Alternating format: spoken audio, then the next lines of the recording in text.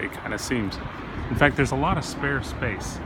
There's a bit of weird design. For instance, I'm on the second story. There are buildings or shops below us, and that's dirt there. And then this is like thin, well, 3/4 inch tile on top of dirt, on top of some sort of structure that's holding up the dirt. I don't know if that's the best construction method. It doesn't seem like it's the best to me. Anyway, that's a side note. That just happens to be how things are built here, because you'll notice that a lot of these shops are empty.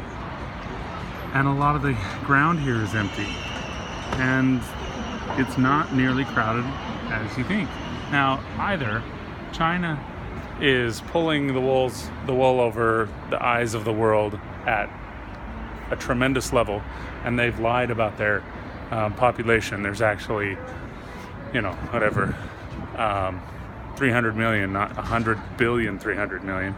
Or there's a billion people all living somewhere.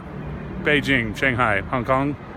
Maybe the way China kind of considers other places as theirs, even though the other places don't consider this, so maybe they're counting Taiwan. I don't know. Anyway, not nearly as crowded as they say.